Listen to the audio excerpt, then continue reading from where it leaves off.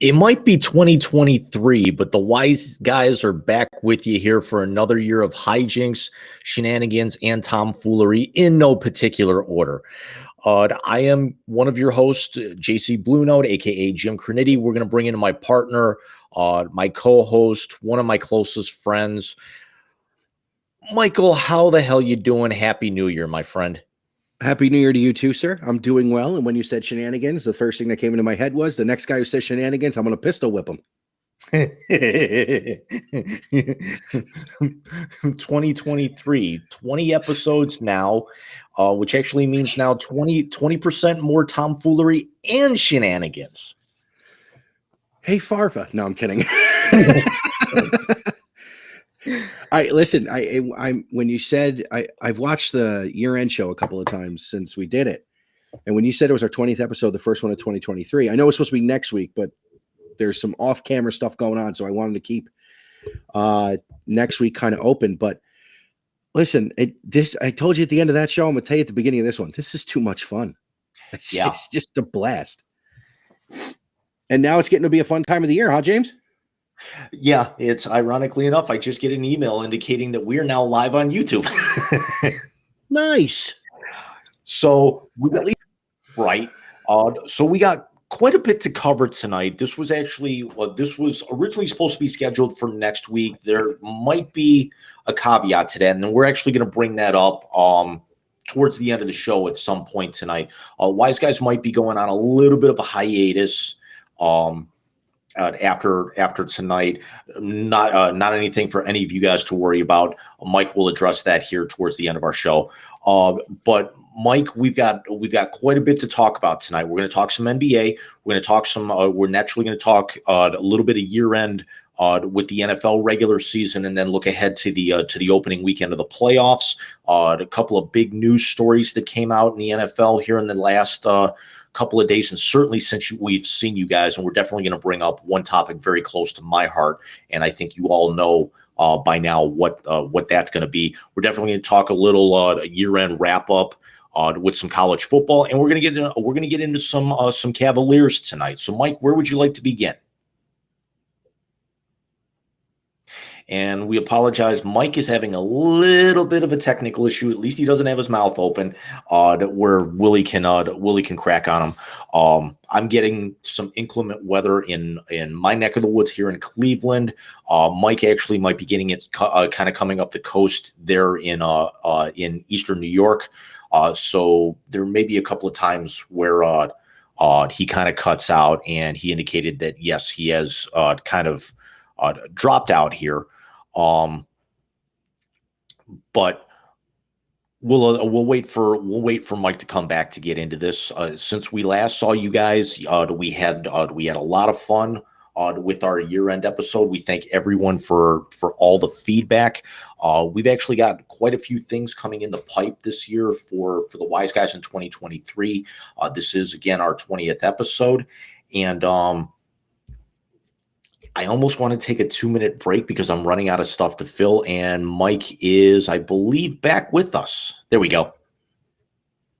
You know, Spectrum told me they upped my speed. Lying bastards. Sometimes it may not be the issue with the speed. It might just actually be the way that it's coming off the router, because I get that.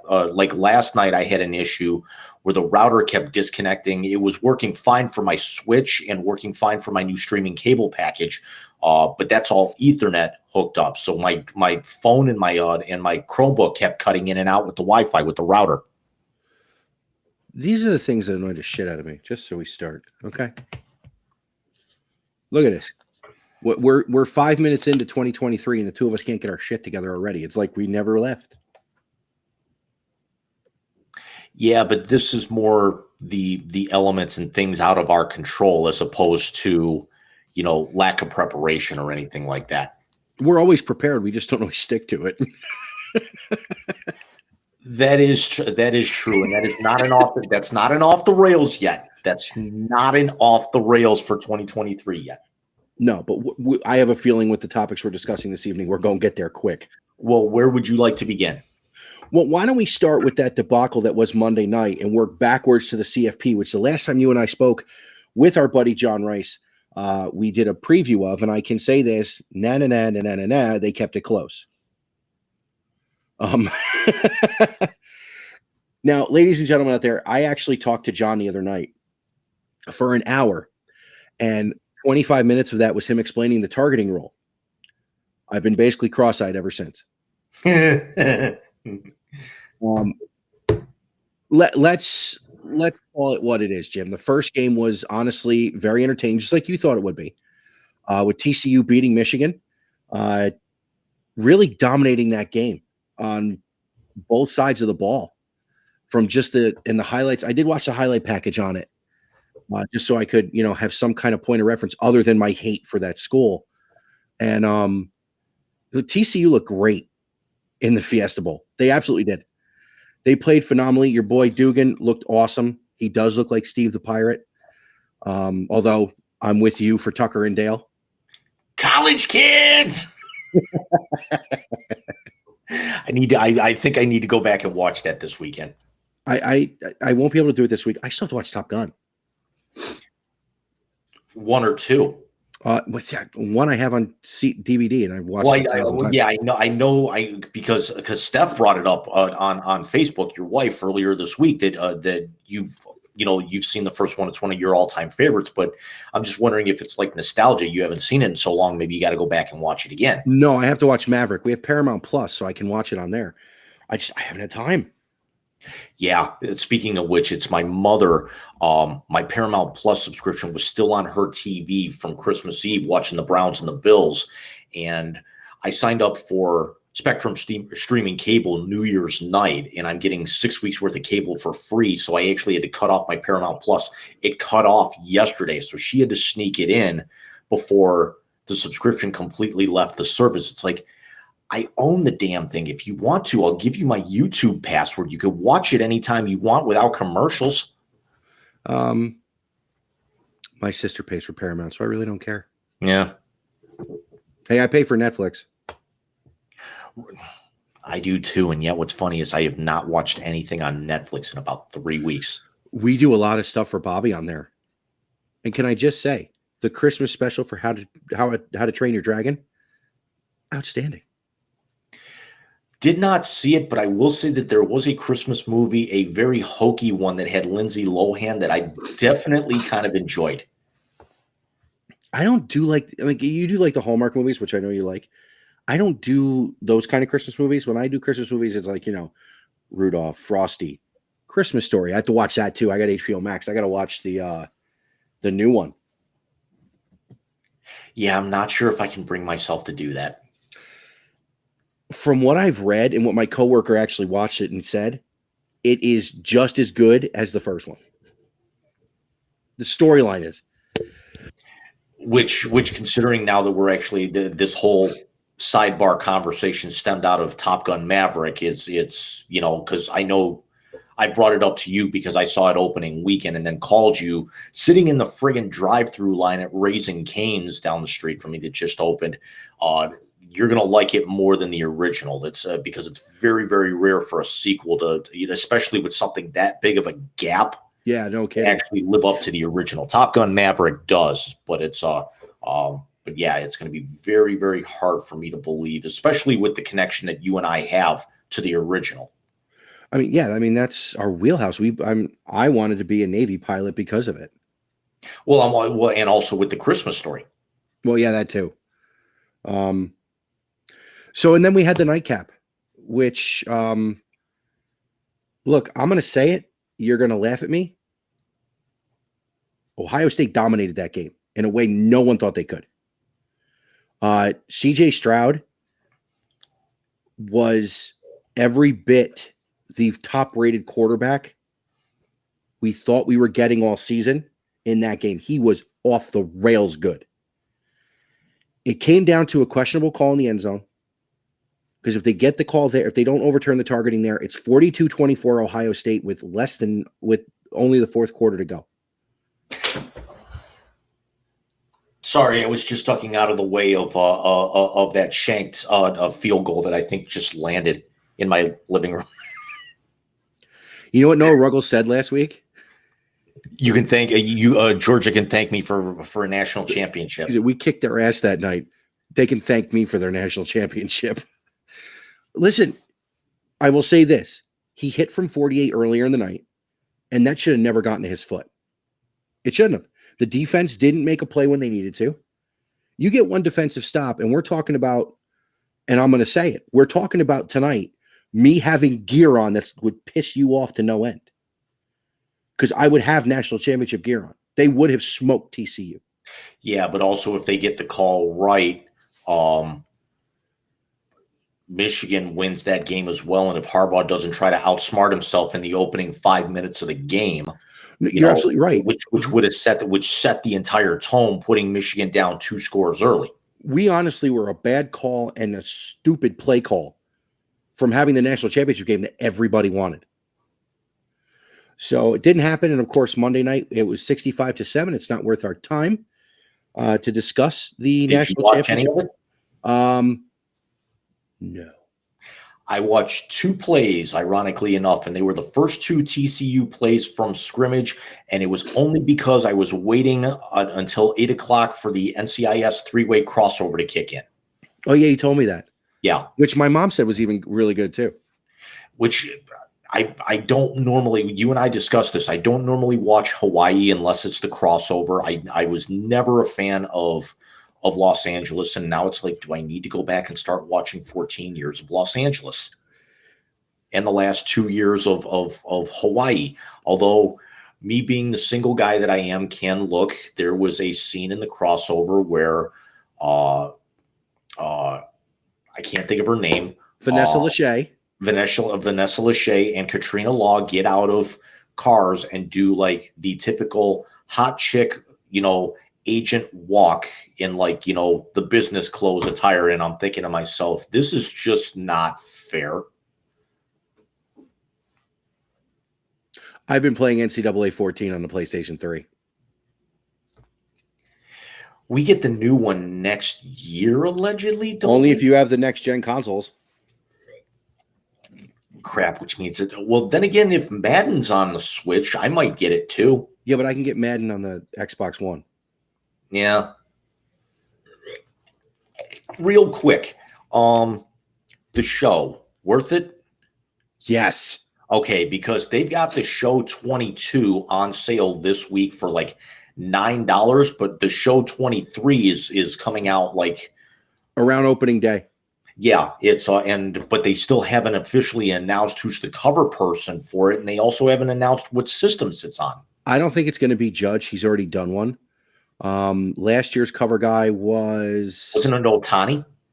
Yes, and the year before that was the steroid guy, Tatis. Yep, and I knew his name. I just I think this year's cover is probably going to be maybe Correa's ankle. You could put Correa in there, but you can also do a mashup of him wearing 17 uniforms, 35 or 36 jerseys. Because, let's also be honest, there's probably a couple of Mexican league teams that he could sign with before opening day. He could be playing with Jake Taylor. And Tolbert.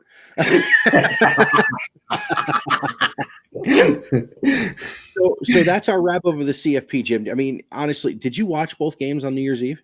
I actually did. It's because I literally got, by the time my package went live, it was like midway through the first quarter of the TCU game, and then I had I did something I never thought I'd actually do in my life. I had the Ohio State game on my phone while I was at Adams with the impromptu New Year's Eve party we ended up having. Oh, nice. Yeah, I ended up watching that. Ironically enough, I shut it off during the final drive because I couldn't stomach the fact that Ohio State was going to win this. And then I get the notification on my phone that they lost. And I'm like, what did I miss? I got to tell you, and this is what I thought. This is why I thought they're going to win. When CJ Stroud took off on that long run, I'm looking at it. I'm going, oh my God, they're going to pull this off. Mm-hmm. And again, about 98% of America.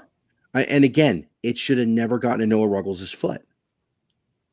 So, you know what it is, what it is. I can't be too, other than the Michigan game, I cannot be too mad at this season. It was a very, very good season. And then, of course, the announcement comes today that they have a new offensive coordinator. Floor is yours.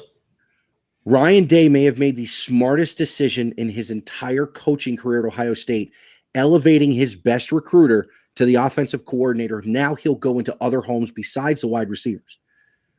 What Brian Hartline did with the wide receiver room, and Jim, you can even say this, and I know you're not a Buckeye guy.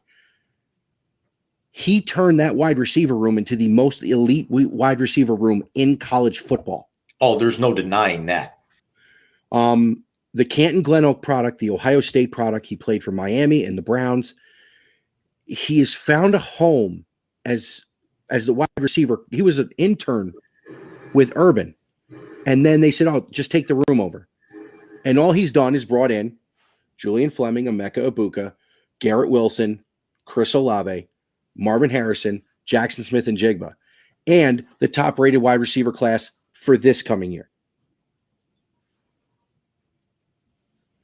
Now he's the OC, which means Day told Herb Street he was going to give up play calling duties next season.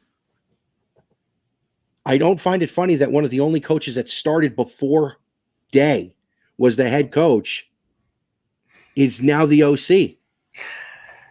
Sorry, I have to laugh. At least it's one. It's one coach in the state of Ohio willing to give up offensive play calling duties.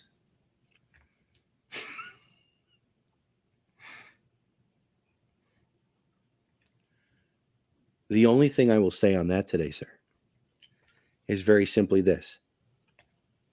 He's 12-15 outside. You're into him for $230 million. We're going to double back to that when we get to the playoffs. Okay. So you want to jump into the playoffs now? Let's dive into it right.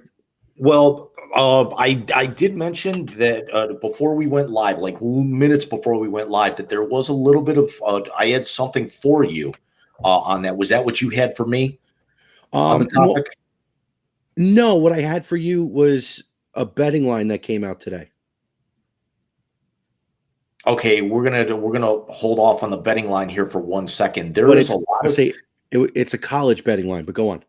There is a lot of scuttlebutt coming out of Twitter, and a lot of it in the Cleveland area, that there is a possibility that CJ Stroud takes NIL money and comes back for his senior season. Oh, you mean exactly what I was just going to tell you? Let's discuss that offense at full health. Now, they do need help on the offensive line. The three big hosses on that offensive line have all declared for the draft. And I'm sorry in advance, guys. I'm fighting a little post-nasal crap with my voice. This wasn't booze. It was tea. There was no makers in the tea. We reserve the booze when we have guests. Especially Alex. Yes.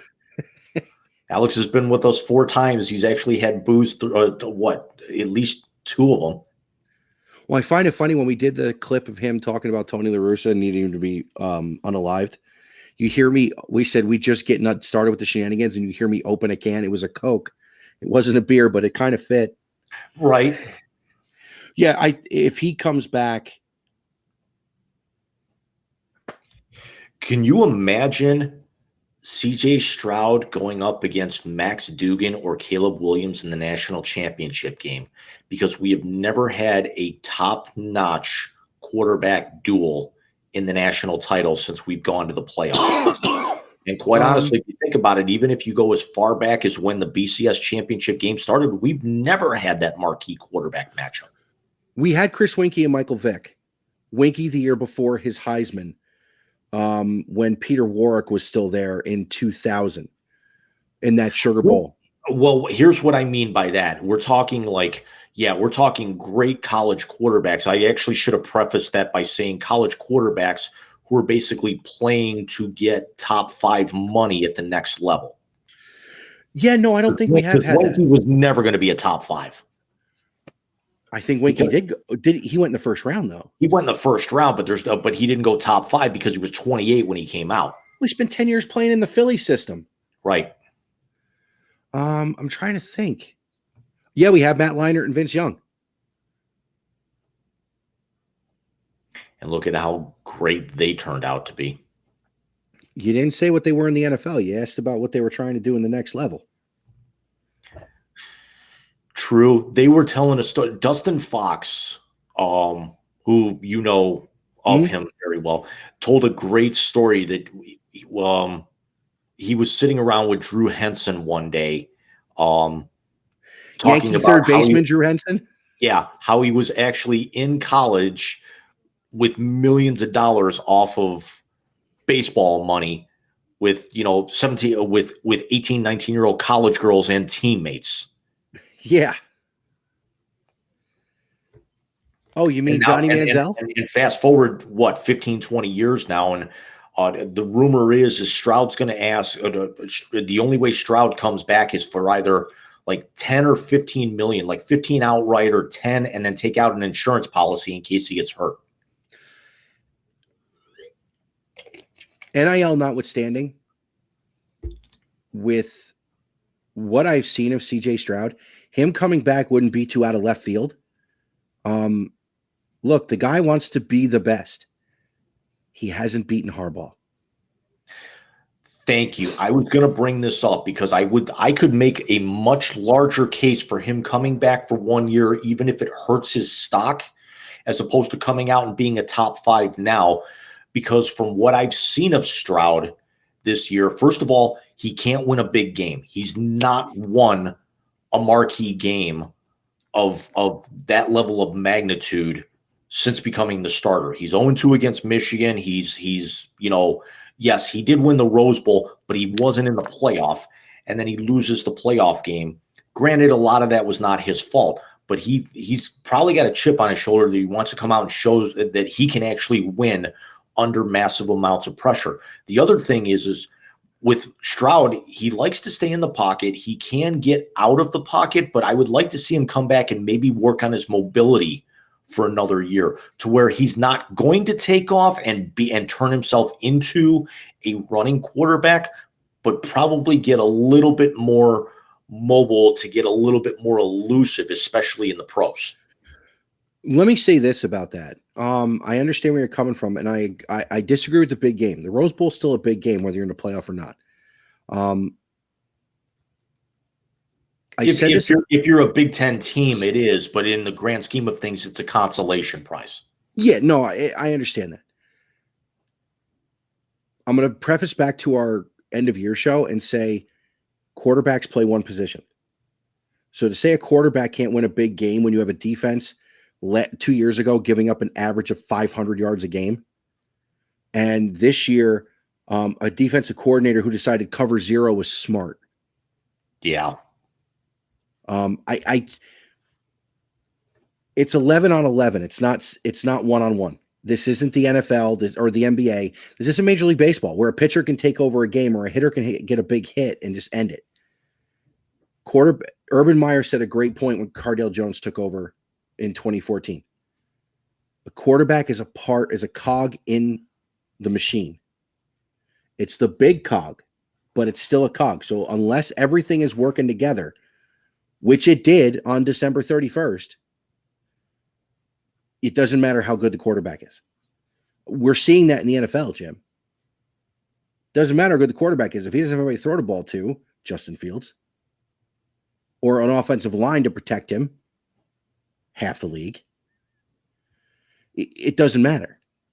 If CJ comes back and he has all his horses and a defense that can can stop maybe a small nosebleed, unlike the ones that couldn't do it at all. Right.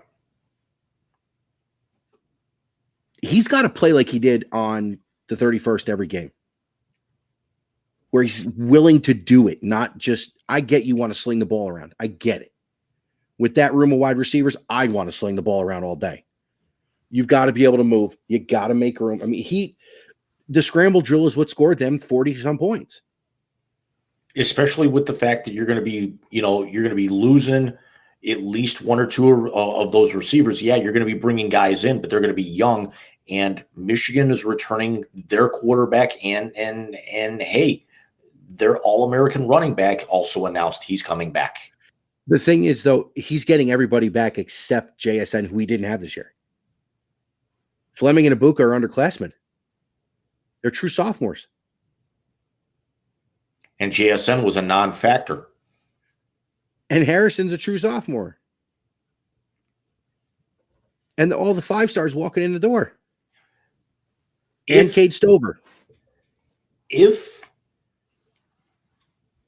CJ comes back, could you maybe say that this is, even with the NIL money and the temptation of the draft, could this throw more of a wrench into college football for 2023 than we'll have seen in a long time? Because you'll have Stroud, you'll have the running back from Michigan. You've also got Spencer Rattler, who indicated that he's coming back, who potentially would have been a late first-round pick. Certainly gone in the second. You're going to have Caleb Williams coming back. You've got Max Dugan coming back. You've got DJ Uigalele transferring to another Power 5 school where he's going to be able to compete because of the turmoil in that conference. The NC2A is kind of turned into what we've all feared. They're turning into NFL light, and this is turning into free agency, but it's going to be fun to watch. You're missing a few. Shedeur Sanders is coming from Jackson State to Colorado. Michael Penix Jr. is going back to Washington. You have the freshman horses at Penn State, the running backs. I mean, it's going to be crazy. The last time we heard, if he comes back, you know when the last time we heard this was? 1996. Yeah. Peyton Manning went back to Tennessee for his senior year. Mm-hmm. That's the last time we heard this. Yeah. Is that your dad? No. Just making sure. Okay. Excuse me. But yeah, no, this is going to be big. And listen, he could come out and say he's going to the draft. At which point in time, when we do the breakdown of the draft, he'll be somewhere. Yeah, and this might be a perfect segue into the into our NFL, regular season wrap up and look forward to the playoffs here. How hilarious is it, Alex, if you end up catching this, that your Bears were actually kind of lucked themselves into the number 1 pick, and yet don't need a quarterback at the top of the draft?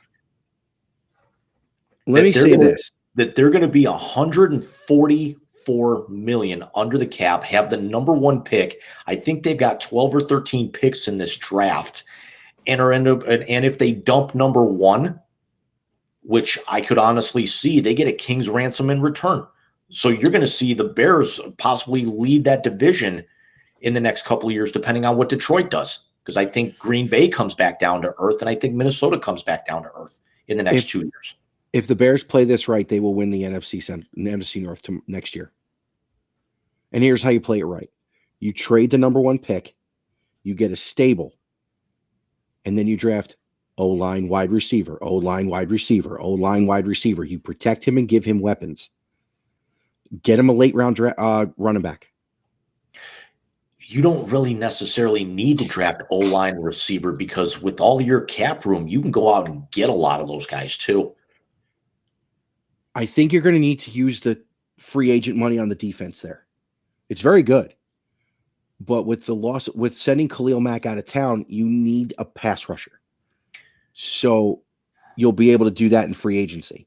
Do they actually take a shot at the linebacker, I can't think of his name, from Alabama at 1, knowing that they might be able to get a haul if they move back? Because here's the thing. From what I'm actually hearing, Indianapolis wants a quarterback, and they want to leapfrog the Texans to be able to get their guy at 1. So I could see a scenario where Indy moves up from 4 to 1. I can see that too. But if I'm the Bears, I take Jalen Carter out of Georgia, number 1, that defensive lineman. Although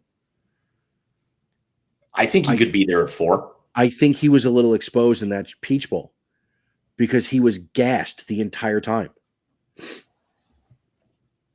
Herbstreit and Fowler talked about it, how he looked gassed.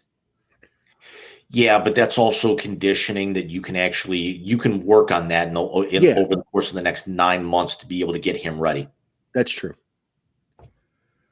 I think the Bears should dump the pick. I think we're in agreement on that.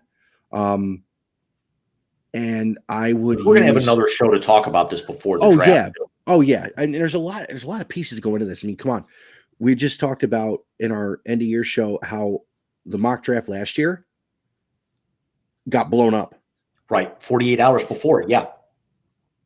Oh, and in that mind, I think we should do the mock draft on this pit channel so we can use the explicatives we were using off camera last Yeah. year. And this way Alex and potentially Willie and whoever else don't need a muzzle. I Or at least agree. don't need to muzzle themselves because of the nature of the network. Exactly. Exactly. So let's actually play a little carousel here. I'm going to throw a couple of names out at you for quarterback. Where do you think they end up? Okay. Aaron Rodgers. And retirement is on the table as an option for any of these names. Am I too much of an asshole to say he's just like Brett Favre when he goes to the Jets? I could potentially see that. How nasty would the Jets be with a competent quarterback? Yeah. Even with the reports coming out that they were thinking of like blowing the whole thing up right now. They Like won't because Saleh and Judge could be there long term if they don't. Right. Right. I'm going to go out and say he's still in Green Bay because the Packers don't have a plan. They don't. As much as they have won over the last 30-some years, they have won because of the guys under center. They have not won because of their front office. They have not won because of anybody at their coaching. They've won because they've had generational quarterbacks under center. Yeah. Baker Mayfield. LA. I think Stafford's going to have to retire. Yeah. If McVay stays, because there's a lot of scuttlebutt about that now too. Well, McVay actually did announce about 2 hours ago that he is committed. He is going to be on the Rams sideline for 2023. I think Baker Mayfield and Sean McVay could be a very, very interesting tandem. I agree, especially with the fact of Stafford's coming off a spinal contusion, which it's not like one hit and he's going to be done. But I mean, there's a lot of miles on that body, and we saw that Mayfield did play pretty well. You get him a healthy Cooper Kupp, you get him a healthy Tyler Higbee for the remainder of the year. You get him, Van Jefferson in there. Even though the Rams still don't have any cap room or first-round picks, the Rams could rebound. I'm not saying Super Bowl, but they could definitely knock on a playoff spot next year. I think they could too. And the thing that I would look for with the Rams, and I'm going to say this now, Matthew Stafford needs to hang him up. He's got a young family. He's got a spinal injury. This isn't a herniated disc. This is a spinal injury. It's time to, Matt, you had a great run. You're going to Canton. You got a Super Bowl. It's time. You've got the Little Caesars endorsement. That's because they're from Detroit. Right. Although I will say, as much as it's really bad, sometimes if you get the right Little Caesars, it's not bad at all for cheap pizza. We grew up on it in this area. I've had Little Caesars twice in my life. And both times I was Jeff Daniels in Dumb and Dumber. I just always grew up with it because it was like you could always get those gigantic bubbles in the crust, which were like the best thing when you were a kid. Yes, they were. It's the rest of it that caused the rest of it. Right. Brady. Shady fucking Pines.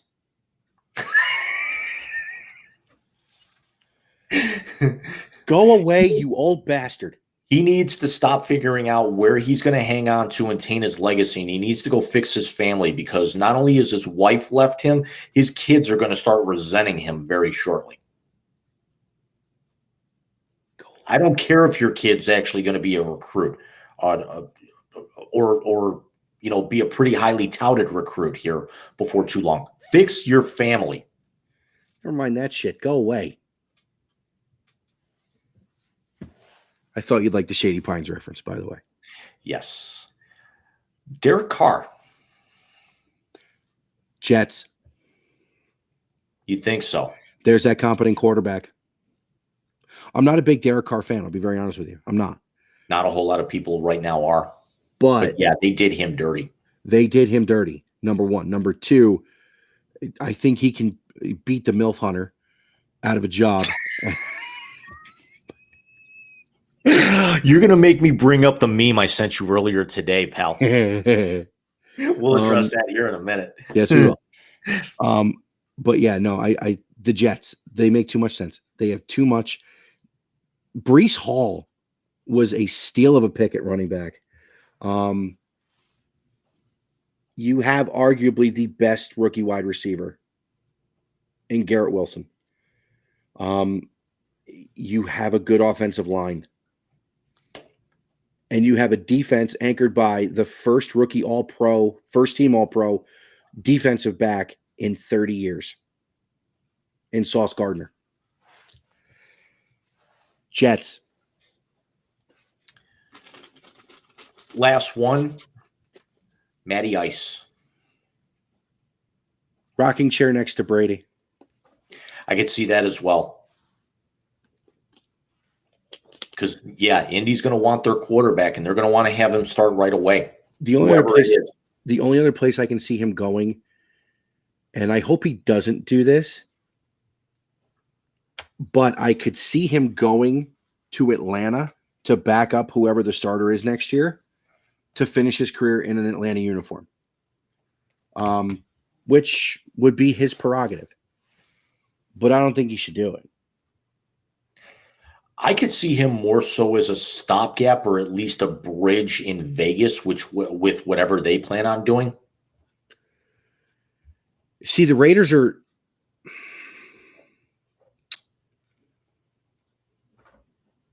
let me go back. I think Rodgers could end up in Las Vegas.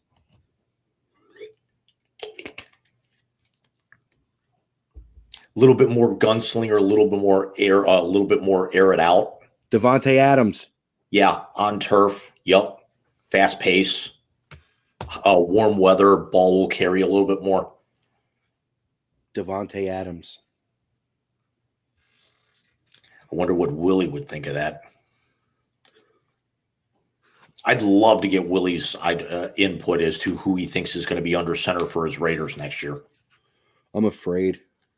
Yeah.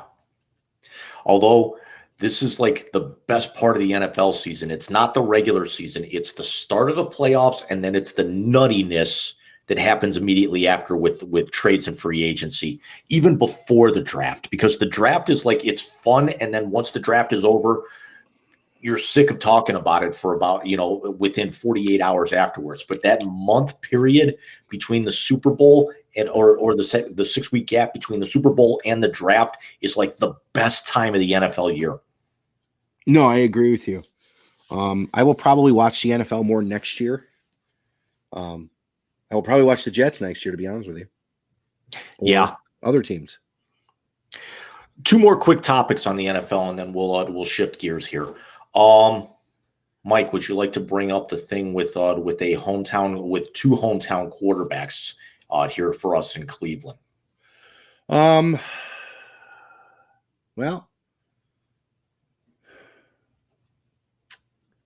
now why don't you start it and I'll jump in because you're more boots on the ground with that. The Cleveland Browns earlier this week terminated the services of one franchise legend, Bernie Kosar, who was on the pregame radio network. And when that's the case, you were technically an employee of the team. The story goes that Kosar was going to make a $19,000 bet, which was his jersey 19 for all those years he played in Cleveland. The Pro Bowl or two that he went to, the 3 AFC championship games he guided the Browns to, the 4 playoff appearances in 5 years.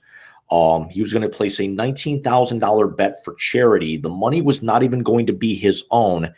And not one person got in Bernie's ear and said, hey, you're an employee of the team. You can't make this bet. or somebody do it on his behalf. Let me be very clear about something. The fact that they went after Bernie Kosar for that, but their new social media ambassador, Jake Paul, can box a giant black dildo on the internet, tells me everything I need to know about this Cleveland Browns team. Yes. The fact that Bernie Kosar and Jim Brown are no longer associated with this franchise, but Jake Paul and Deshaun Watson are, tells you everything you need to know. Hence why I said I might be watching other teams. You and I are going to butt some heads next year then. Not so much not so much the fact that I'm going to be following the Browns, but who's my backup team and has now quickly become my number one. The Bills? I didn't say it would just be the Jets. I think what I'm going to do is I'm going to root for all the Ohio State players in the NFL and follow the guys I really liked when they were in Columbus. So you're gonna follow players as opposed to teams. That's not the worst thing. That's not the worst way to do it. No, so you figure I got the Jets, I got New Orleans, I got the Bears. New Orleans for now because we don't know what's going to happen with Michael Thomas. Olave's in New Orleans. That's true. So it's half the defensive backfield from the championship team. That's also true. It's like Buckeye South. Who else? Cincinnati. Burrow's there, but Sam Hubbard is there. It doesn't matter.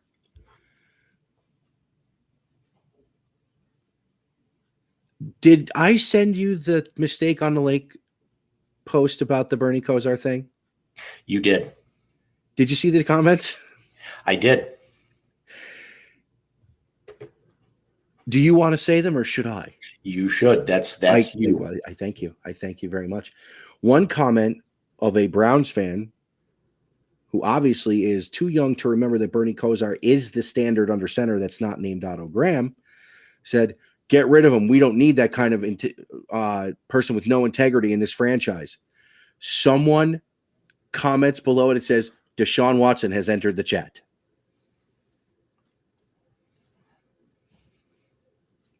Hey, you think he's ice fishing? God damn it. I was literally just going to say it because we're getting lake effect snow here right now. You son of a bitch. Oh, God. It was our number 2 clip last year, and it's now brought on a whole new life of its own. Do you know, when I watched it the last time and we were talking about the prostitution thing with the shanties, the Godfather's old entrance music with the Ho Train started going through my head.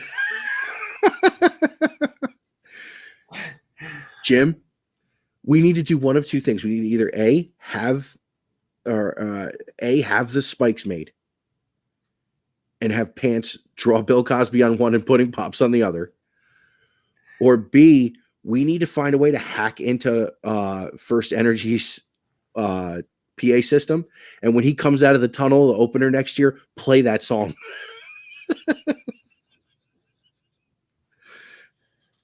Or one of the Cosby Show themes. I was going to say, because breaking into First Energy Stadium isn't that hard because somebody did it and turfed the field. I mean, that wouldn't happen if Baker actually, because obviously somebody got a hold of his alarm code. Well, yeah, I mean, he had to turn the keys over. It's not his house anymore. Right. Although he upgraded. He's actually got a climate-controlled one. I agree. Hey, did you notice that Progressive hasn't put out any new commercials this year?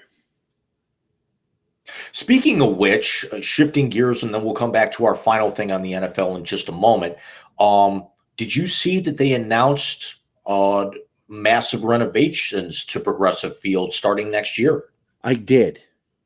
Did you see the video or not yet? I haven't watched it yet. I mean to, because I love that ballpark. It's going to end up reducing. I think what I've read is it could end up reducing the seating capacity by about 5,000 or 6,000. So it would, which isn't much, right? But it's all going to be in the But a lot of people are actually complaining. It's like, you're renovating all this stuff for the third deck that nobody uses, and there's a lot of people like me who are going to be afraid of heights that aren't going to want to go up there. But you don't feel, as somebody who sat at the top of Shea Stadium, you don't feel that high in that ballpark. But the pop up, I'm sorry, the I don't think they call them pop ups, but it's the pocket concession stands that are gonna like merchandise stands or anything that are gonna be built are gonna be so much more convenient Yeah, for no, those I levels as saw well. some of the drawings, some of the renderings that were done. So I think it's going to be a little more fan friendly. Very much so. Um, as long as they don't change the left field wall and Yeah, that's not getting changed. they don't take out the actual bleachers in left field. Yeah, none of that's getting changed. It's all gonna be Terrace Club, and it's all gonna be in the very, very upper stretches of the upper deck down the left and right field lines is Okay. where the majority, and then they're gonna change up the clubhouses. There's going to be um like a little bit more like the luxury seats and everything and the clubhouse thing for fans right behind home plate, which is like the VIP section. I'm going to let you guys in behind the curtain a little bit. When I get when I end up going to Cavs games with my dad, there are times where he will be gifted these seats, and then you get access to a VIP area. Well, there's like a luxury bar type place down in the bowels of Rocket Mortgage Fieldhouse. Wait a minute, that's not right. Did I say Romo that right? Fijo. Romo Fijo. That is correct. That once you actually have those level of seats, when you're sitting right behind the basket, they put a wristband on you that's got a QR code, and you scan it. You go in there, like the broadcasters are there. There's corporate outings. Like I saw Austin Carr, Brad Doherty, Mark Price, and Larry Nance all in there in the Oh last 2 wow. years. I saw Jeff Phelps, the Campy Russell, John Michaels in there. Um, just getting stuff and going over game notes. You walk right past the Fred McLeod broadcast Oh, truck, where the entire production is in the bowels of the arena. Um, so that's actually, and there's TV screens, there's full service buffet, and we're talking like prime ribs sitting next to wings. oh, Yeah, stop chicken it. paprikash and everything, and Ah, we're talking top shelf liquor too for those types of people. It's like the guys in there are like all dressed up or a party out with the guys. The women are in there, and it looks like a Friday night down at the club for them. They are all dressed to the nines and everything. if I may, on the Fred McLeod thing, did you see what JR did when he went to that game last month? First thing, because the day he beat the guitar, he was Okay, at the Cavs game that night. That was Donovan got called. They didn't call a foul on Donovan, and JR actually put his arm around and was screaming at the ref, which I thought was hysterical. First thing JR did when he went in was take a picture next to Fred.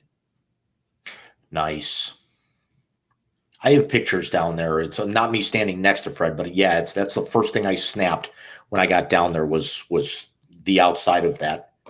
Well, not that. There's a picture of him with some of the ties Yeah. somewhere in the arena.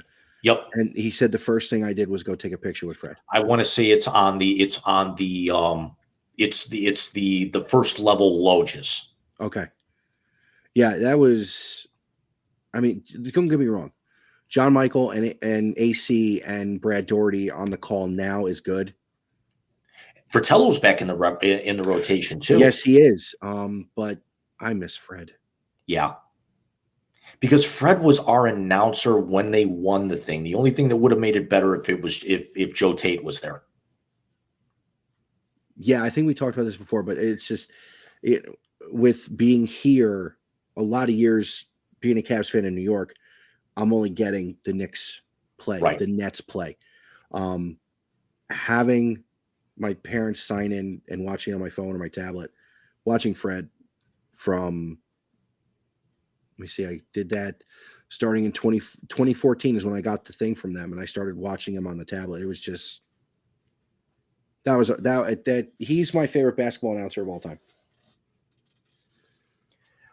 Before we actually go full on with the Cavs, the last thing we're going to bring up then again, we do have to call some of the NFL playoff games here. We're going to go through these really, really rapid fire. There's one game I'm going to specifically save for last. So let me actually go ahead and we're going to put the all credit here to CBS. I'm going to take this directly off of their website, but let's go ahead and let's break down a little bracket here for you. Well done. So let's actually start, and we're not going to do this in any particular. Well, then again, we might be able to do this in order. Opening game tomorrow is going to be in friggin' like a shadow window came over here. I can't see the left side of the damn screen here. The opening game tomorrow is the 4:30 on Fox. Seattle, the 7 seed, and San Francisco, the 2 seed. There it is. It's on when I put a visual over, like our cameras and the feeds kind of go up on one side of the screen. So that was shadowing over the entire AFC side of the bracket. So yeah, that's the first game. I want to say San Francisco is 9.5 favored in this game. It's something like that, but I think they're going to cover. I do too. I think this one, even with the nasty weather that could be blowing into San Francisco, I think they're too talented, and Seattle Seattle naturally, as we know, backed their way in. I think Detroit would have given to San Francisco a lot better game here. I'm going to be honest with you. I don't think anybody would have given San Francisco a better game here. Honestly, I don't. That team is on a mission, and Nick Bosa is going to win Defensive Player of the Year.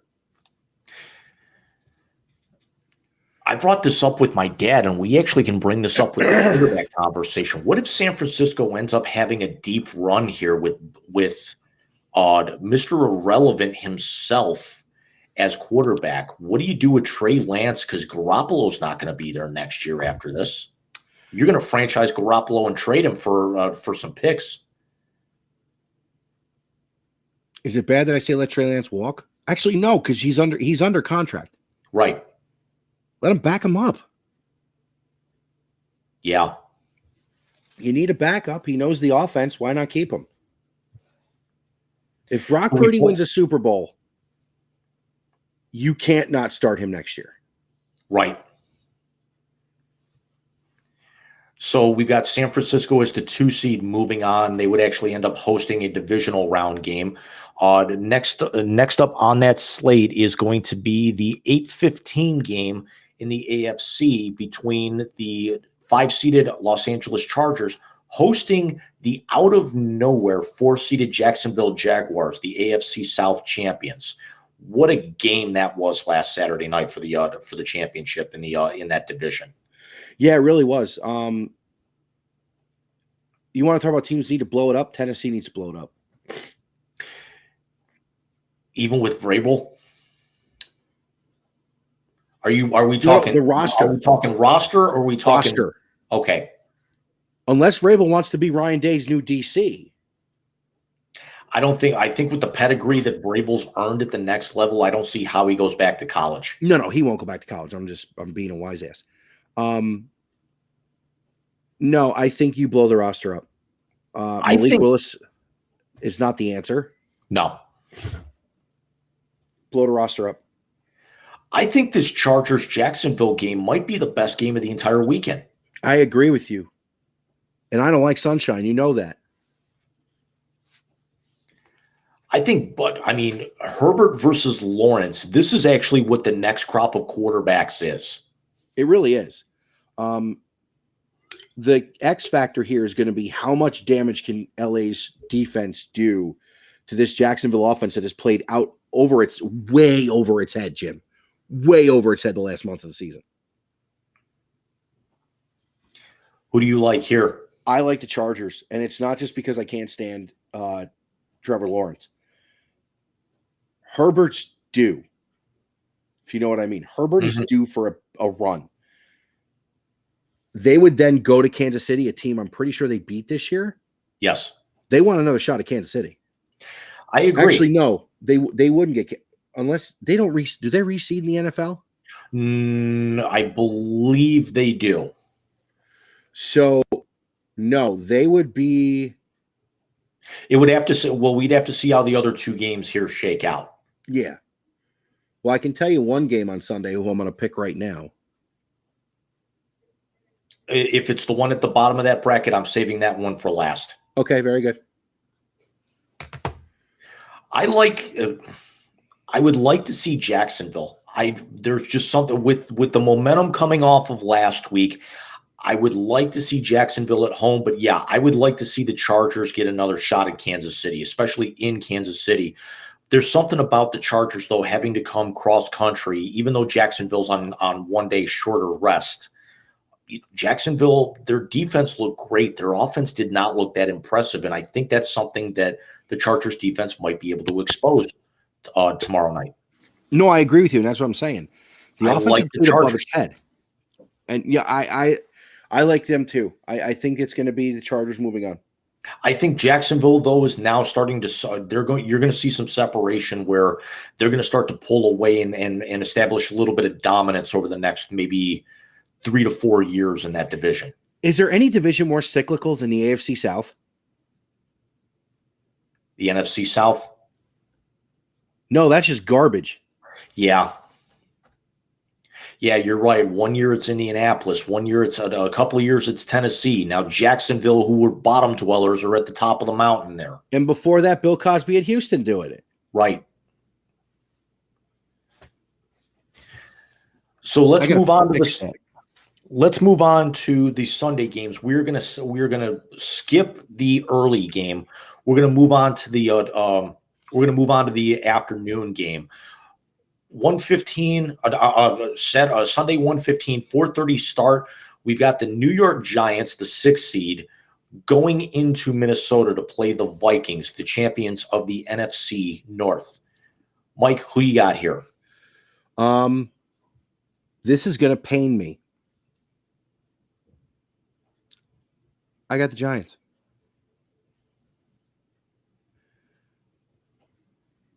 Let me put it to you this way, and you will understand when I make this correlation. I would trust Jim Harbaugh more with my life than Kirk Cousins. It's a valid point. Listen, JJ is phenomenal. Thielen's a great number 2. Dalvin Cook's a great running back. Kirk Cousins is running the show. That's a problem.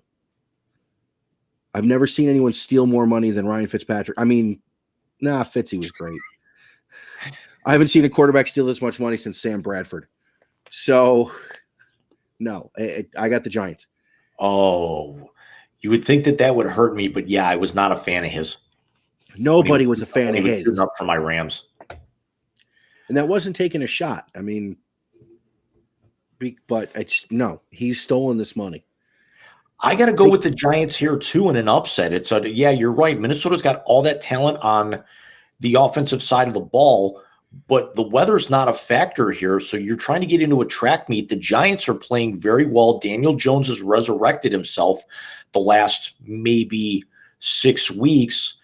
Again, the elements are not going to be a factor, and Minnesota's defense is extremely suspect, especially with as bad as they are against the run. Let's see what Saquon Barkley can do in a high-pressure situation on turf. Well, let's be honest here. Brian Daboll has saved Daniel Jones. Yes. Look what happens with competent coaching and a quarterback who has talent. So we got the Giants there. So that actually would that would automatically mean the Giants would go to Philadelphia and San Francisco would host the final game. The winner of the Monday night game. The winner of the Monday nighter. So let's move over to the late game tomorrow. We've got the 6th-seeded Baltimore Ravens going up against the defending AFC champion and AFC North champion Cincinnati Bengals. I don't bet against Joe Nasty in his house. Yeah, it's Lamar or not, regardless of what you think of Lamar potentially sitting out, even without a contract and everything. There were rumors that he's, trying to send a message here, even if Lamar is playing as injury prone as he is, and the way that Cincinnati is kind of pinning their ears back and going after it right now, Cincinnati's also got a chip on their shoulder, which we'll talk about here in a minute. But yeah, I see Cincinnati certainly moving on in this game. That means Cincinnati would play They're Well, the we're going. three. Yeah, they're the three. So we've got the Chargers moving on. We still haven't talked about that fourth game, but let's go to the Monday nighter here, and Who that's going to cares? be the Dallas Cowboys against old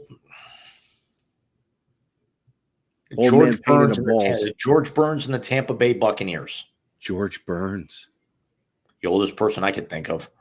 you didn't think Montgomery Burns? Simpsons.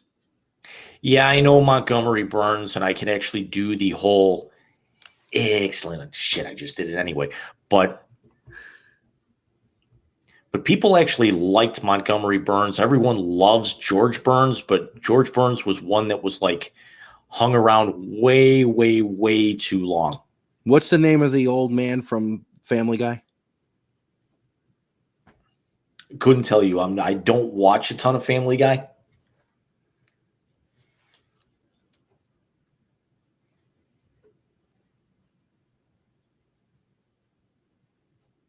Mr. Herbert. Okay. This might be the most unlikable game of the week because Dallas, with their typically flames out in the playoffs, and nobody wants to see Tom Brady take a run at another ring. This is my I do not care bowl for the 2023 playoffs. Because I don't. I think whoever wins this game is getting smoked in the second round. Because if we predicted this right, they're going to have to go to San Francisco. Correct. And that defense will beat the hell out of either one of these two. Because I hate Brady and everything he stands for, I'm going to pick Dallas. I like Dallas here because Dallas and San Francisco could be pretty interesting with the way that Dallas has kind of come on in the latter part of the year. Because remember, through the season, they were done. I like the way that they're coming on. I would like to see them beat Brady up to where that's now back-to-back playoff exits that he's had where he's gotten the absolute shit kicked out of him. Last year it was against Aaron Donald and my Rams. Even though that game was a lot closer than it should have been, but they beat the living hell out of them. Dallas has got a really mean defense that just loves to smack. Now, granted, they're not the greatest defense, but there are arguably few defenses in football that hit harder than Dallas. And they also have the one thing that Brady honestly never plays well against, and that's a lockdown corner. Diggs is a lockdown corner. He's going to limit Mike Evans if he's on his game. Listen, Brady beat the Jets a bunch. He never played well against them when Darrelle Revis had somebody on Revis Island. Oh, speaking of a Mike, we got to go back to that Chargers game. It was also mentioned today that Mike Williams is not going to play because he's got a fracture in his back. Ooh. Does that change things at all? Or do you think the Chargers still have enough offensive firepower with Herbert? I think this is going to be a Joey Bosa, Derwin James game. So we still both like the Chargers. I still like the Chargers. I understand why you would want to flip-flop on that without him. But, again, that defense is nasty. So right now in the NFC, that's going to leave the number 1 Eagles going up against the number 6 Giants. Man, is that going to be fun. And then we've got the 1990s revisited when we've got the Niners hosting the Cowboys. We're saving the one game that I actually wanted to for last here in the first round. We've got the 7th-seeded and backed in Miami Dolphins now down to, I believe, their 3rd string option going into Orchard Park to play. Say what you want about it. They are everyone's favorite story right now, and for absolutely just reason, the number 2 Buffalo Bills. They are going to beat the fuck out of Miami. So I saw one person call the game 34-21, and I said it's hilarious that everyone thinks that the Dolphins are actually going to score 31. They'll be lucky if they get 10. And then somebody followed up to my comment that said, yeah, that's only because Buffalo's only going to get 7. Yeah, maybe on the opening drive. How about the opening kick? Yeah. I see. the Dolphins fans are almost as delusional as Cowboy fans. To paraphrase Rick Pitino, it's not Dan Marino walking out of that tunnel, kids. It's not even Jay Feely. It's whoever the hell or Captain Injury. Yeah. They'll even take Tannehill at this point. Hell, they might even take Josh Rosen over Skylar Thompson. They may even take Brandon Weeden. Brandon Weeden. Does he get to get trapped under the flag? Who cares? Everyone has got Buffalo penciled in this game. Oh, they should. It's all a matter of not how it's not how, it's by how many. And it's going to snow. It's going to snow, and some people may not want to hear it, but the X factor is going to be the complete determining factor. It's not Josh Allen. It's not the fact that Micah Hyde could potentially be coming back. The fact that Micah Hyde is coming back, we have to talk about the gentleman who replaced Micah Hyde for most of the year, and this is the first time we've gotten a chance to talk about it. He will be on the sideline, or at least in the building Sunday. Are you serious? He was discharged. He was in the building with the team when they were practicing this week. DeMar Hamlin will be in Highmark Stadium on Sunday.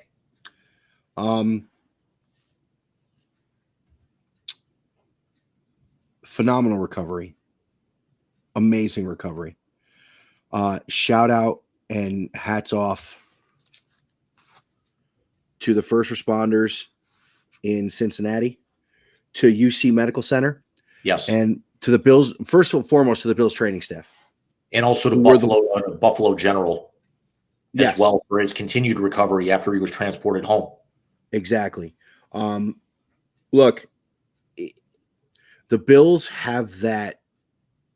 First of all, they got a chip on their shoulder after last year. Yes. But remember, the overtime rules have been changed. Each team will get the ball, no matter if they score a touchdown on the first drive in the playoffs. About time. But at the same time, I am a little worried about Josh Allen moving forward in the playoffs. He didn't play as well as I think he should have this year. He did try to be a little, as a diehard Bills Mafia fan. Yes, he did try and gunsling and threw quite a few more interceptions. The Bills were 13-3 and could have easily been 16-1. Yeah, no, he 15-1 with the adjusted schedule. Yeah, so they're going to be. I think they're going to be fine this week. They would then pull Cincinnati. Correct. And Jackson and LA would go to Kansas City. Kansas City. You want to just play the rest of this out? Let's do it. We got this is going to be our last show before the Super Bowl. So that means we got the Chargers going to Kansas City. Mahomes is. Yeah, I can't see Kansas City losing an opening round game in Arrowhead. This isn't like what Deshaun Watson did to them a few years ago. It's not even like what Baker had him going before the garbage call. Right. So I got Kansas. So we have Kansas City going to Atlanta for the AFC title game. Is it going to be in Atlanta? Yep. They've already said it's going to be in Atlanta. If Buffalo gets there. Man, that Bills-Bengals game is going to be awesome.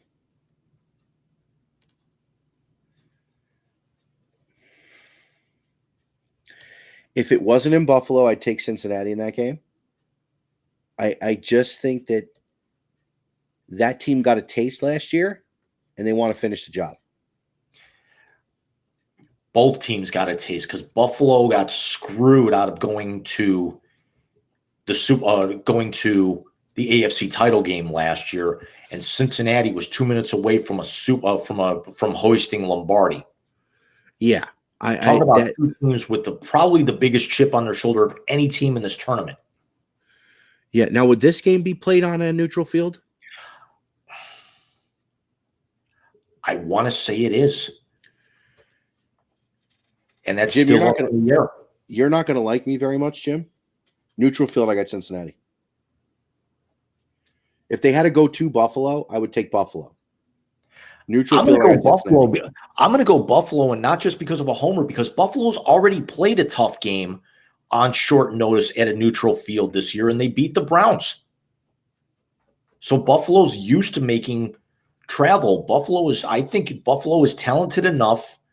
They're healthy. They get Micah Hyde back, which actually could certainly help in the passing game to be able to slow down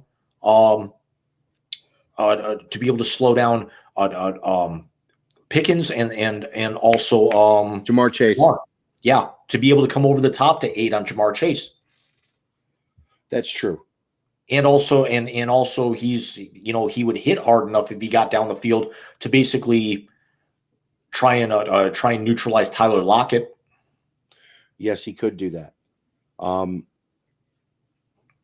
think the X factor in that is going to be, I think Cincinnati could force Josh Allen into turnovers.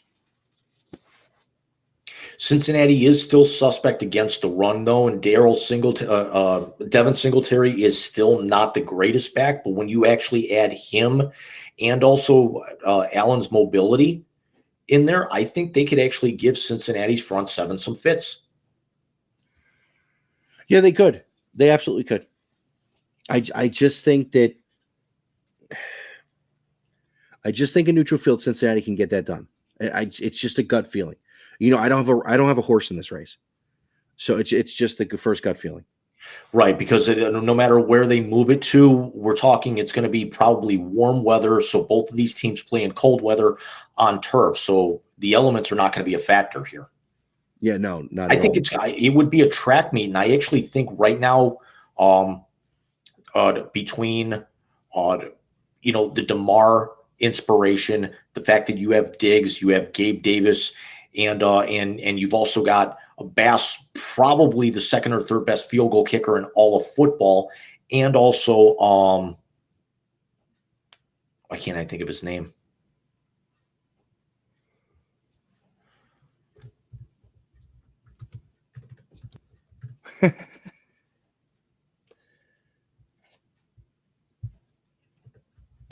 Dawson Knox.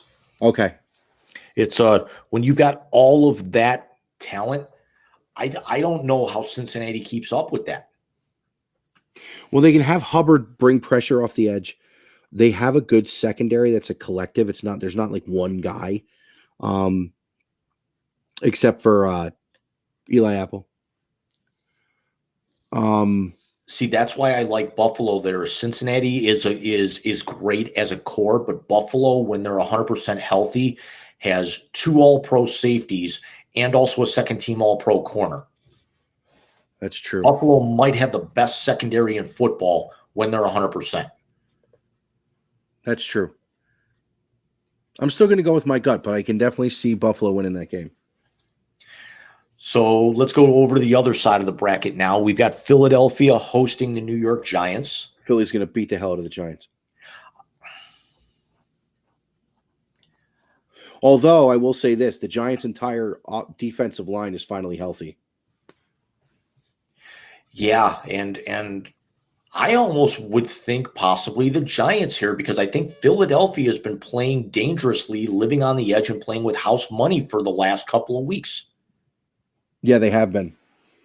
And I'm wondering if the Giants finally hit their stride, not only get in as a 6th seed and upset Minnesota on the road, could they potentially do the same thing to a division opponent with 2 weeks off and kind of coast it in to get that number 1 seed? Yeah, Philadelphia did have to do quite a bit to hang on to it, but their level of competition wasn't as much as what San Francisco had to do down the stretch.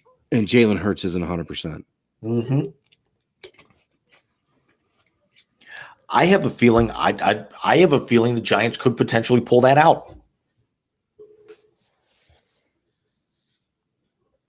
I think Philly's just too much.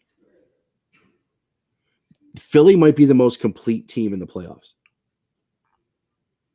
because their entire defensive unit, when together, plays at a top level. When their entire offensive unit is together, they play at a top level. If you're talking about complete teams, like they can do all phases, the two best teams in the playoffs right now are Philly and Buffalo. I honestly think that San Francisco, if Brock Purdy matures enough and gels well enough, I think San Francisco might be a more complete team than Philadelphia, because I think they have a little bit more edge in some of the intangibles than Philadelphia does. And they probably have more weapons too when you add McCaffrey to Debo and all those boys. I think they've got a better defense. Yeah, and you're right. Between Debo, McCaffrey, and Kittle, I think that would neutralize all of Philadelphia's main weapons. The other thing to think about too, when we're talking about these teams and we're talking about going into the playoffs, San Francisco hasn't lost since October. Right. We just learned in the baseball playoffs that can be flipped real quick. Not saying Seattle's going to be the one to do it. But you got a tough game against the Cowboys, a team that can punch you in the face, and your second best quarterback's on the sidelines. He can't play. It's going to be a tough, tall ask if Brock Purdy takes another shot and gets folded in half. Yeah, and I like San Francisco in that game. Shifting gears on it, because we're split on that first game. But I think we both like San Francisco in that game, but against Dallas. But I don't think it's going to be Dallas falling down, flat on their face and choking in the playoffs like everyone usually expects them to. Because when Dallas gets knocked out of the playoffs, it's either really embarrassing or they get like one key play that they crap out on, or they just flat out just don't show up. There's no middle ground with Dallas. Well, let's see. AFC Championship game, we've got Kansas City. You've got Kansas City against Cincinnati. I've got Kansas City against Buffalo. Now, if it would be Kansas City and Cincinnati, I believe that game would be at Arrowhead. If it's Kansas City and Buffalo, that game's going to be in Atlanta. This is not going to make you happy. Mahomes is getting back to a Super Bowl, no matter who he plays. I think Buffalo, I don't think anything's going to stop Buffalo except for themselves right now. If Josh Allen finally, wakes up and performs like the player he can be, I think if that game is in Atlanta and both teams have to travel, but if it's going to be a track meet, I like Buffalo's horses a little bit more than Kansas City, because Kansas City still does not have the greatest defense. No, they don't. I think if this is going to be a shootout, because the last two times these teams have met, it's been a shootout. Buffalo didn't get a chance to respond the first time and won the second one. And I think Buffalo knows the formula for beating Kansas City. You have to outrace them and hope that Kansas City doesn't have enough punching power to come back. And I don't think Kansas City does. I think Buffalo is hitting their stride. I think both teams have proven they know what it takes to beat Kansas City, because Cincinnati went out and did it. Right. And that's also the other thing is Mahomes went out and didn't win that game. Mahomes, let's be honest, Cincinnati didn't win that game. Mahomes went out and lost that game last year. Yes, he did. And the rules bailed him out last year against Buffalo. And all the guy did this year was go out and probably win a unanimous MVP. I agree. But let's also call it what it is. Juju Smith-Schuster in no way, shape, or form is an improvement over Tyreek Hill. No, but as much as Tyreek Hill was a big part, we all know what the focal part of that offense is. It's Kelsey. Right. Heights high.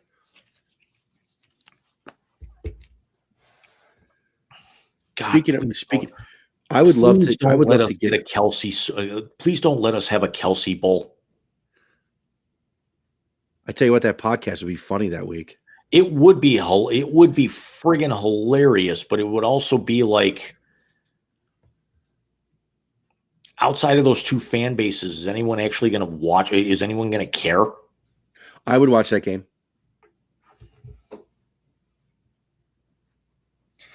I will say outside of Cincinnati or Tampa Bay, I don't have a problem with any horse in this race winning the whole thing. I just don't want to see Cincinnati, and I definitely don't want to see Brady.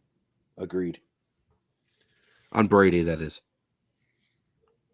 I think Cincinnati would be a cool story, but I think just because of everything that happened, and the problem I have with Cincinnati is now them crying over, we got screwed, we got to go to a neutral site. Guess what? It was an unforeseen circumstance that nobody has ever seen before. Adapt and quit crying about it. Yeah, I got to go with you there too. You still have a chance if the cards fall properly, to get a very deep run. You may not be playing. You're certainly not going to be, if you advance that far, unless Kansas City gets knocked out, you're not going to be hosting a playoff game outside of Sunday night. Buffalo and Kansas City got to get knocked out. Right. That would be the only way that the Bengals would host any playoff game here as the 3 seed. So what's the big deal about playing on the road or playing in a neutral site?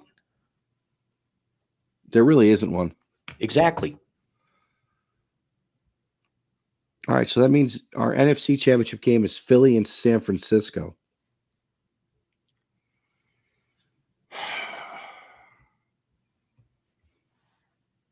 In Philadelphia.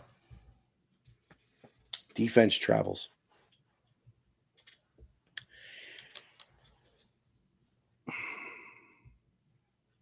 Who do you like? I like San Francisco. So do I. Because this isn't when they won the Super Bowl a few years ago. Doug Peterson's not there. He's coaching in Jacksonville.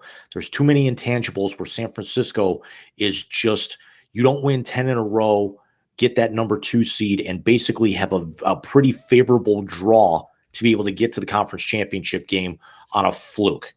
No, you don't. With a 3rd-string quarterback, nonetheless, who's playing out of his ass. Team Brock. Lesnar? Sure, why not? Bork Laser. So that means we have a Kansas City, we have a rematch. At least I do. You got Kansas City, San Francisco. I have Buffalo and San Francisco. You have the Chris Berman Super Bowl he has predicted every year for how many years? Yep. Which is funny. It's because of the 4 straight Super Bowls they lost. We all assumed that one of them would be to San Francisco, and it never formulated. Dallas twice, the Giants, Washington. The Redskins. Yep.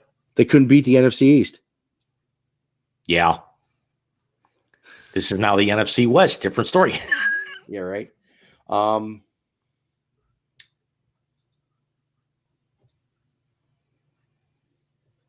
Nick Bosa and the boys are on a mission.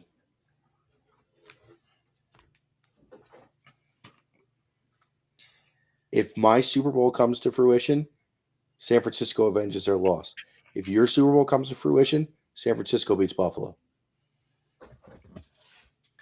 I think if your Super Bowl comes to fruition, I think San Francisco avenges their loss. I think if my Super Bowl comes to fruition, I think Lombardi is going to look very, very good in about 4 feet of snow. He would. He absolutely would. Look, I hope they win it. I do. It's.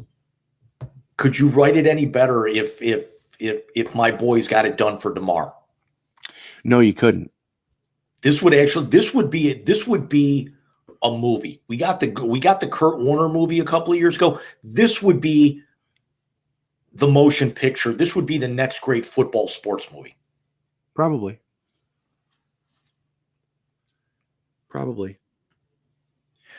So there is our NFL postseason preview here. Last thing we're going to talk about before we wrap up tonight, we have to get into a little bit of Cleveland Cavaliers, man. One other thing. Prayers up for Peyton Hillis. Yes. Mike, I talked about tomorrow. You can bring this up. Peyton Hillis, of course, the Madden cover boy, former Cleveland Brown, who led the NFL in rushing in his one really good season. saved his children from drowning and ended up on a ventilator in ICU. His girlfriend is reporting that he is doing well. He's off the ventilator. He's breathing on his own, and he is on the road to recovery. So, as a father of 3, I would do the same. So my heart goes out to him. I hope he does well in his recovery, not just because he's a Cleveland Brown, because he was a dad trying to save his kids. So, yes, let's end on a happy note. Let's talk Cleveland Cavaliers. And let's talk about a team that frustrates me and then makes me happy all in the same week. Yup. How do you lose to Utah? How does Karis LeVert? I'm not even going to actually call Karis LeVert out on this, even though I tweeted about it. The flagrant of stepping out was, I understand it's letter of the law, but the foul on the 3-point shot by Jordan Clarkson on the immediate possession afterwards, I thought was garbage because I thought Clarkson jumped back to draw the contact. Yeah, and I thought they were supposed to stop letting him do that. Yeah. The fact that they actually looked into that and nothing ever, happened with it because it was supposed to be, whoa, the Spurs set an attendance record against the Dubs tonight. 68,000 fans for a basketball game, for an NBA game in the Alamo Dome. Really? That's kind of cool. The next thing down after that is NBA refs missed 7 calls at the end of Lakers-Mavs game. Yeah. Well, in that particular point, you've got Luka versus LeBron. It's so yeah, you put the whistles away and you let them play. To a point, but I got you. I do big props up to LeBron. About by the time we see you guys next, he will have broken Wilt's scoring record. He already broke Wilt's. Kareem. I'm sorry. He'll have broken Kareem's scoring record because he already broke his combined regular season and playoff record the other night. Not bad for a guy who's not a scorer first. Right. And basically owns most Cleveland Cavalier individual records. I see one of them fell, though. Most points in a game. Yes, we're going to touch on that here in just a second, but because it also, as a matter of fact, truth be told, I was actually watching that the night of the DeMar Hamlin incident. That's because you sent me a text about that weird, because I was the Cavs app, you can listen to it. Mm-hmm. And I was listening to it, especially when it went over. That was insanity. That was straight insanity. I've never seen a player take over, and I've watched LeBron for years. Donovan Mitchell went off. He had 19 points at halftime. The only thing I can equate that to was LeBron's 48 in Game 4 against the Pistons. The 48 special? Yeah. Of just one guy completely taking over a ball game like that. I've never seen that. That was even better. That was even better than when he rattled off 19 straight against the Bucks in his second year. The heat check game. Yeah. No, he has been outstanding. He's going to be a starter for the Eastern in the All-Star game at some point, regardless of whether he's on Team LeBron or Team Durant. Are they the 2 vote getters again? LeBron is already basically locked up, and we're now just waiting to see what the second captain is. How ironic! How funny would it be for Mitchell to be a starter in the All-Star game back in the building for the team who traded him? How much would that rub them the wrong way? For Team LeBron. Yeah. He's got a lot of love for this town still. He does. And I think he's got a lot more love for that roster. But big win by the Cavs last night, coming back down double digits most of the night against Portland after Dame drops 50. Marco. Polo? Rubio. Yeah, Ricky's back finally. Oh, Ricky, sorry. It's I can't believe I mean, yeah, after a year, but I mean, normally with an ACL in the NBA, that's a 13, 14, 15-month injury. He was back, I want to say, in like 11. Was it only a partial tear? No, it might have been. But I mean, yeah, he was a very, very big spark. And with that win last night, they were only a half game behind Milwaukee in the East, in that Central Division right now. Yeah, and tomorrow night they are in Minnesota. What's their schedule? Who can't figure out who they are. No. In Minnesota, home for the Pelicans on the 16th. In Vancouver. You see how old I am? Yeah, but next weekend is a murderer's row. They're playing the Bucks on my birthday? Dubs and Bucks back to back. And I might actually be at one of those games. We don't know yet. Shut up. We're trying to get the Bucks. If we don't get the Bucks, we're gonna it could be the Heat on the 31st, or it could be March 6th against the Celtics. All right, so the next 2 weeks. Let's talk about the next 2 weeks. Tomorrow night, in Memphis, home in Minnesota. In Minnesota, home for New Orleans, in Memphis. That keep in mind also that New Orleans game, that's the MLK game, MLK Day game. So that's a matinee, as most games are that 3 day. o'clock. Yeah. Then the Dubs come to Romo Fijo, followed by Giannis the next night. Yep, Giannis the next night. To New York, to Houston, to OKC, home for the Clippers. Then home for the Heat to round out January. Right. Round out January.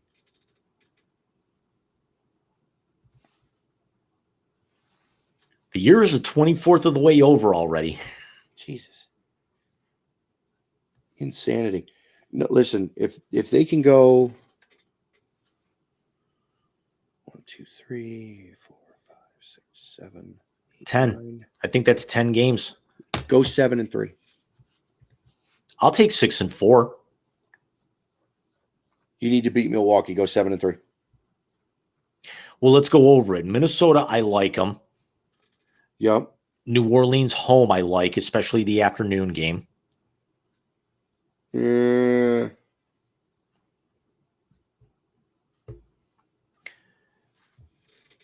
Memphis, in Memphis, with the way that Ja's playing, I don't know.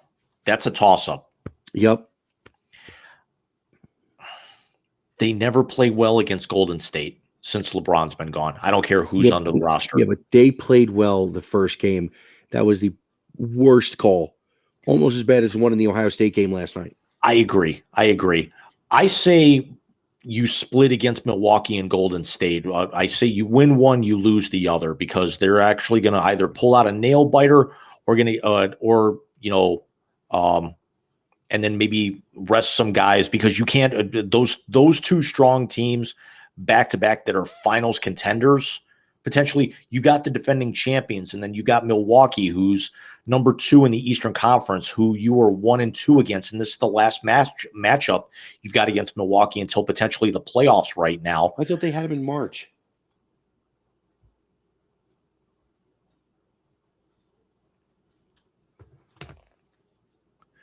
No, I think this is it.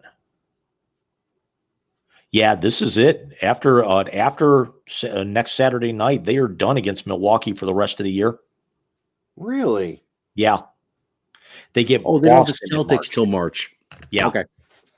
And they got them two out of the first 3 in March. Yep. So I say you split against Milwaukee and Golden State, especially on back-to-back nights.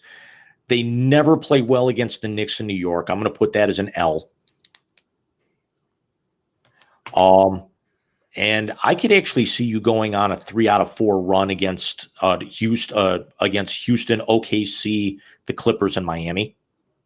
It depends on what Miami would do, whether or not they can get healthy by then. See what Miami shows up, but I think they win last 4. That's right. why I said 7-3. You see, I actually brought you up on my show yesterday with the whole shit show with Miami. See, they don't have a naming. The deal with FTX was terminated on Wednesday. So they don't have, and FTX still is on their floor and their building, and it will be pulled off here hopefully in the next couple of weeks.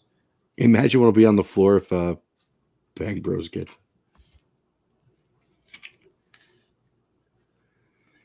Think they make Charlotte wear the city jerseys there then? Johnny Sins is only 6 foot tall. I thought he was much taller. You couldn't line him up at point guard.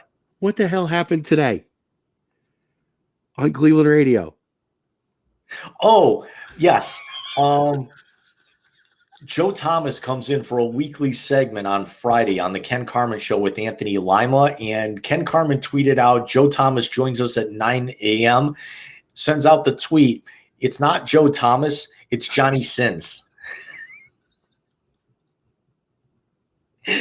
Did you read some of the comments? Yes, I did. That guy delivered my pizza the other day. That guy actually sold me my house, although my wife liked it a lot more. He's my plumber. Yeah. My wife said he did a really good job while I was at work. Could this be turning into the Anthony Beauvillier shooting his shot with Anna Kendrick from a few years ago? Possibly. If you remember that. Yeah, possibly.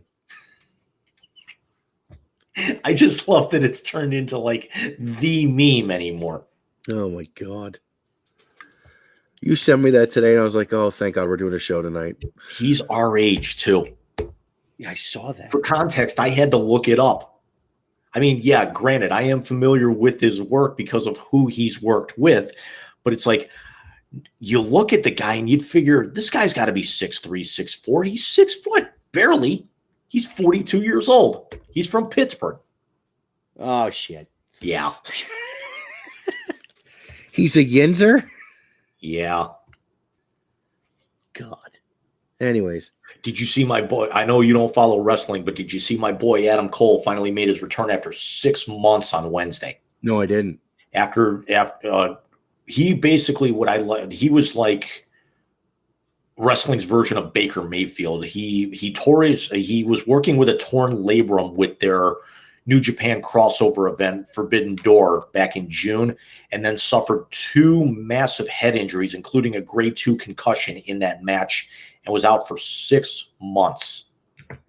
Jesus. And finally came back. And I only bring that up just because it's he's originally from Pennsylvania, and his girlfriend, Dr. Britt Baker, DMD, is from Pittsburgh.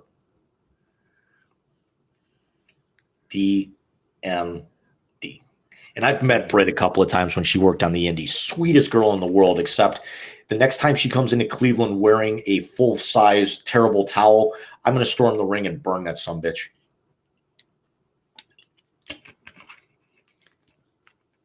It's called cheap heat.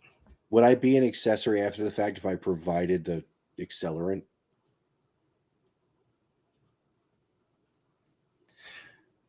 No.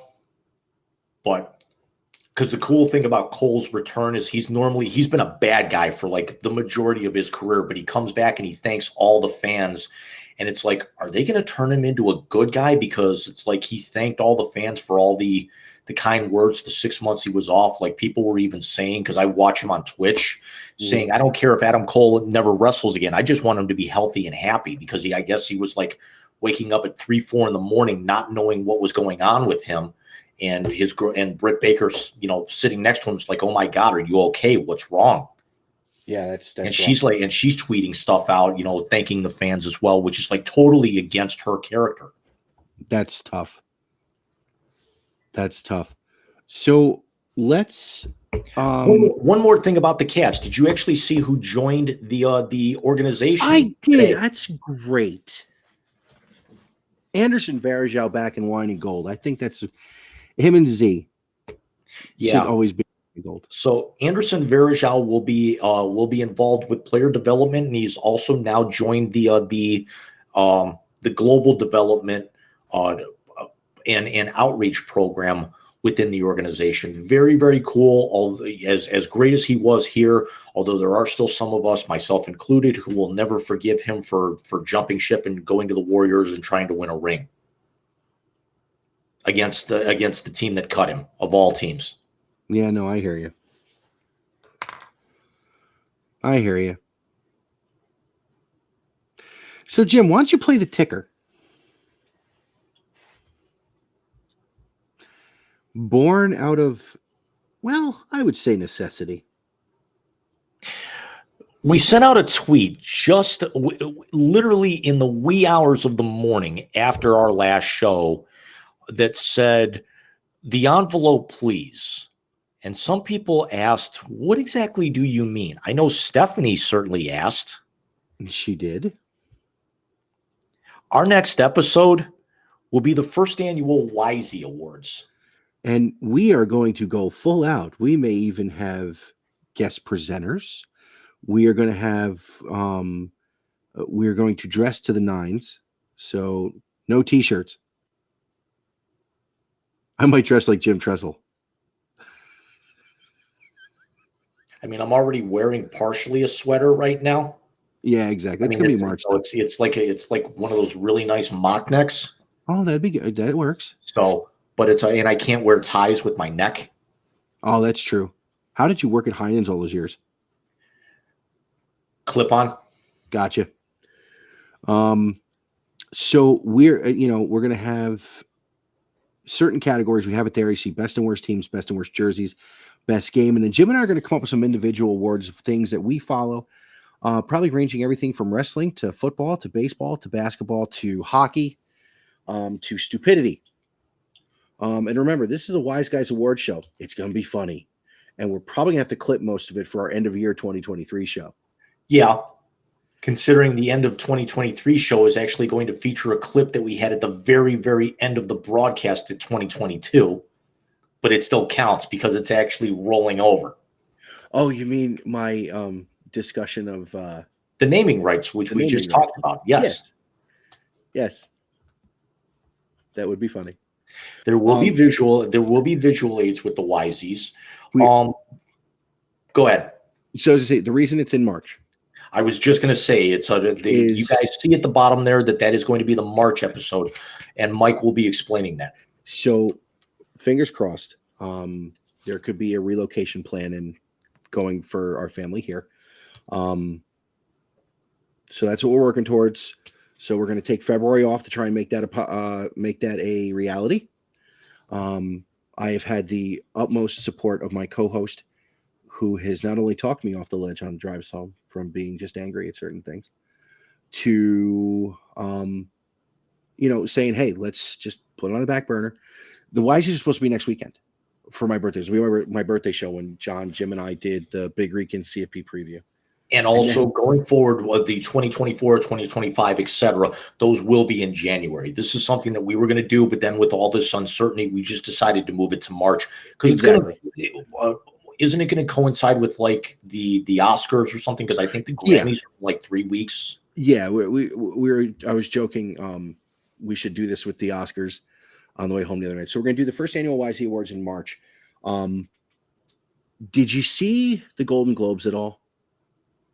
You told me about it. I don't pay attention to any award shows whatsoever. Okay. But I did go back and I finally did watch the clip that you sent me. Did you, speaking of which, did you watch the joke that I sent you? Which one? The German girlfriend. Yes. I forwarded that to my boss. Did you show your wife? I got yelled at. Yes. But do you want to know what my first thought was when you sent me that? Shut up, Cartman. Your mother was in a German Scheisse movie. For context, that is a Twitch streamer that I love. Her name is Bebahan. Her real name is Hannah. She's an English girl living, I want to say, in Australia. Yeah, something like that. And she does like daily TikTok things. She streams games on Twitch. She's friggin' hilarious because at the end of every one of her videos, it's like TikToks of like hot girls, and then it's like, because she's reacting to that, and it's like, yeah, the question is always the same in the comments. So you say that she's only watching for the content. Okay, what color was the wall? What color was the chair? What color was her outfit? Yeah, no, You're absolutely. looking like the rest of us. Yeah, exactly. But yeah, so the Wiseies are in the works, and not only moving it because of what hopefully will be the family thing we're working on. Jim puts a lot of time into this, and to try and put this together really in 3 weeks would have been rough. Literally toward the end of that show, we were talking to John, and he's like we had the best ideas. Wasn't that might have actually been our 25-minute discussion after we went off the air, wasn't it? We mentioned the Wiseies on the show, and then the discussion afterwards, we went more in depth, and then you and I talked after John got off. Okay. Which, by the way, we're not doing tonight because it's 11:08. Yeah. I have bags. I'm gonna have to probably get up and dig the car out a little bit because I got a 9:30 haircut. Mine was at 6:30. Shut up. Yeah, the difference is yours is voluntary. I could never afford to do that with all the scars and divots and everything in my head. And for those of you who don't know, I was born with a brain tumor, so it's like I got like implants and scars and divots in my skull from the surgery. You were talking about the AOV stuff. No, it's that's actually why I only think I've wrestled like 3 or 4 total matches, and I was like the president or the commissioner or everything because and ran the website for that as well because I couldn't wrestle. You were the Vince McMahon of the AOV. You're fired. That's Speaking amazing. of which, fuck you, Vince McMahon, for forcing your way back in, asshole. I hope Tony and Shad Khan buy your company, because there's rumors that they are on the list to do so. The 3 front runners I'm reading right now are Fox, Comcast, and the Khan family. They own AEW, right? Yep. I hope and the Jaguars and are co-owners of a European soccer team. So he's got the money. Yeah, so I hope they buy him too, and I hope they there are matches with certain AEW guys that I would love to see. I would love to see Kenny Omega against AJ Styles. I would, I can only imagine some of the women's matches that could be put together. But then again, it's like it would be when Vince bought WCW all over again. It's because it's like, it just waters down the product. I'm hoping they get purchased by Comcast because it would make more sense because the WWE network's on Peacock. And they've got the money to be able to do it. Yeah.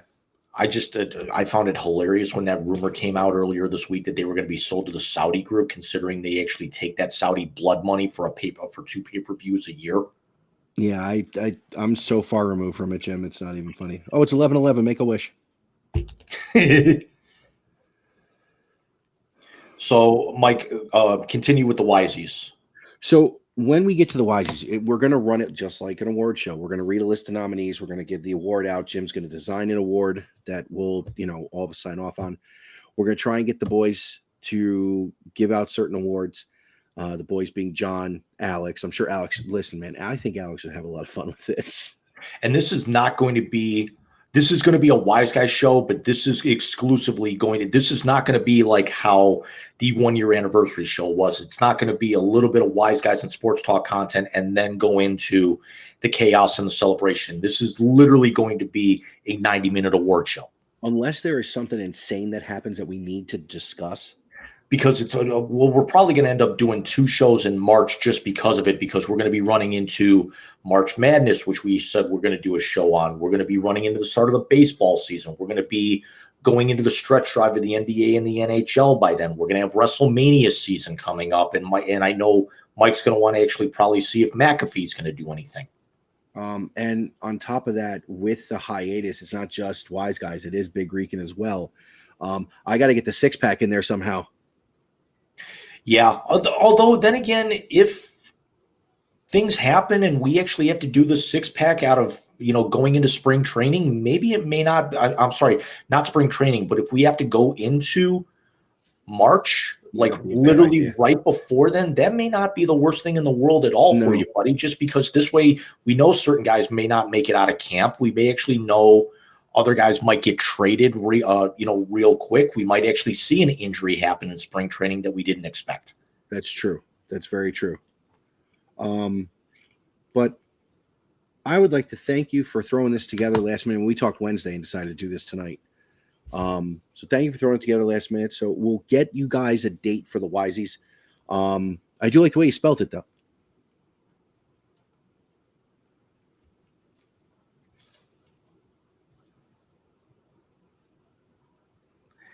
How else would you do it, though? I.e., Yeah. listen, you're the grammar guy. I'm just not. You write, I talk. That's how it works. Well, So- we'll get our handles out there here real quick. And I'm going to send you something because we're going to change it. I'm not going to. Big Rican's no longer going to be audio. It's going to be all video all the time. Anchor has had a problem uploading to Spotify. I think Joe Rogan found out I don't like him, and decided to not let me do the video podcast anymore. So they'll be archived on Spotify, they'll be archived on Google, and all the other places. If you want to listen to old Big Rican stuff, great. But moving forward, Big Rican will be a YouTube video podcast every time I'm on, and it will also, go to the link tree on Twitter. You can get it on everywhere else. So I'll probably figure out a way to live stream it either on the Facebook page or on Twitter. My Twitter email was my att.blackberry.net. So I got to find out how I can get everything reset. Yeah. That's how long I've been on Twitter. Now you're making me remember when I had the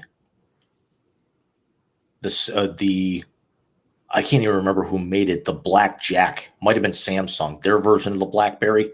Yeah, it was Samsung. God, I think I had that phone when you and I reconnected in college. Did I not? Possibly. And we'll certainly get Mike's stuff updated here by the time we come back to you here in March. And naturally, you'll be able to follow Mike on Twitter for updates as to when the Big Rican 6-pack is going to be, when we're planning on doing the next. If we get another Wise Guy show in before the Wisies, if Mike's move has to be delayed at all, if we do the Wisies before the next one.